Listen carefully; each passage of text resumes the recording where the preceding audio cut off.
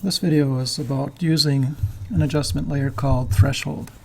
The threshold effect is fairly easy, and you can create some very colorful images using this threshold effect with a layer adjustment.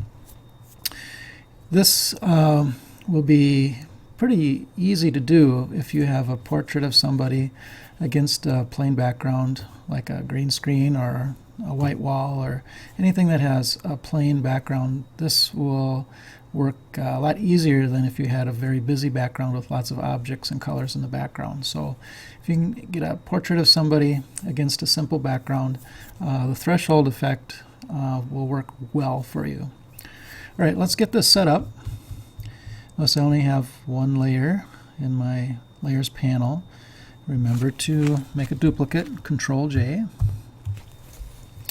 And actually I'm going to make another one. Now, you've noticed the eyeballs on the left here in the layers panel. These are the visibility eyeballs, and so if I click on the eyeball, it'll turn it off, which means virtually it's invisible. And so it's like you're not working on it and you're not going to see it. And if you want to see it, again, you can turn the eyeball on. I'm going to turn the eyeball off on the background layer as my backup layer. Okay, I'm on the top layer and I have the top layer selected, and I'm going to add an adjustment layer called Threshold, and it's right here. Kind of looks like some wavy lines in a box. Alright, so it works right away.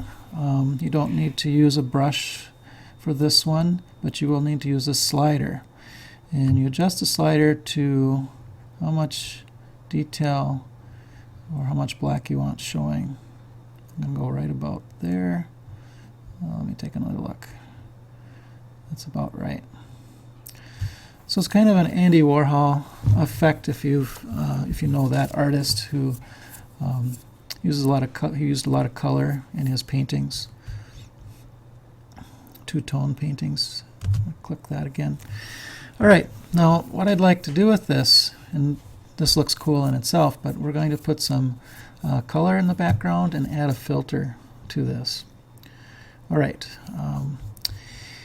because it's an adjustment layer, it's really adjusting how we look to the next layer down.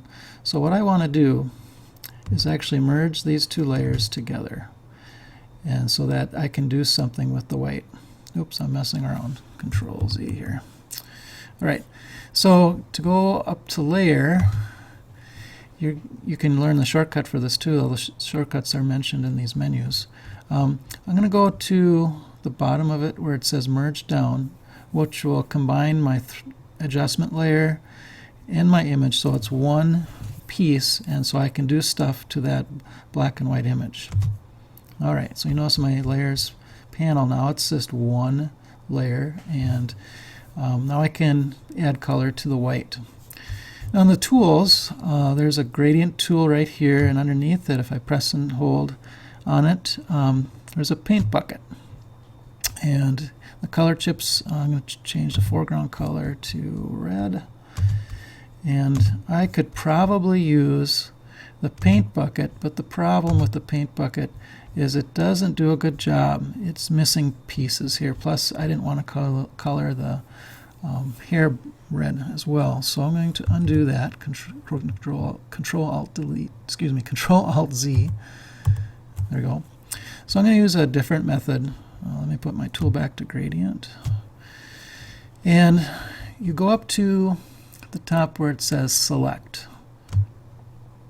And there's a feature called color range. Now this works really well. The background color of my image is just plain white, and so the color range will really help us out with this. You notice that you get a little eyedropper tool with color range. You just click once in the white, and you notice it's got my image down here, and you might ask, well, what did that do?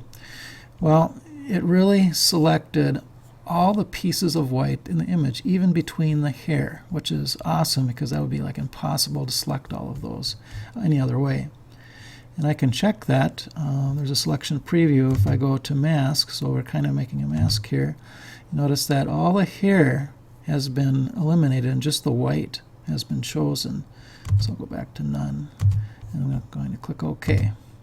When I click OK, you'll notice what are called the marching ants, all these dotted lines that are moving. That means you have selected all the areas of white in the image. All right.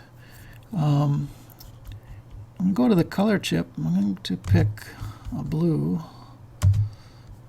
dark blue here. Okay. And some things I could do now is to turn my brush tool on, press B or click the brush tool, and I could paint blue, and blue will only be painted wherever there was white, because only the white is selected. I could swap my color chip foreground and background, and I could do the rest in red, something like that. And to make those marching ants go away, it's called deselect. So you press Control D as in deselect, and then you can take a look at it. I'm going to go back to my selection tool, Control Z to redo. Another way to add color is to use the gradient tool, which is sitting right here, right there. And if you have two colors chosen in your color chips, you'll notice up here those two colors appear as a gradient, and the different types of gradient are up above here. I think that's like a radial gradient right there, and then what you do is press and hold on your mouse and you get a line, and that's indicating the path of the color for the gradient, and so you could get something like that. I'll go Control D to take a look. Oops, excuse me. I'll try again. Control D. All right, you could get an effect like that. Well, we're almost done, so those are some ideas on how to add a color to a threshold effect like this. One more step you could take this is to add a filter. I'm going to go up to Filter, and there's a lot of filters to play with. I just know one of my favorites is Stylize Wind. So I'm going to click on Stylize Wind. And I'm just going to add a little bit of wind to my image, so there's a few streaks on the side of the face here. I could switch the direction. Oh, I liked where it was. And click OK. And just put a little more texture into my image. So there's a lot there to play with.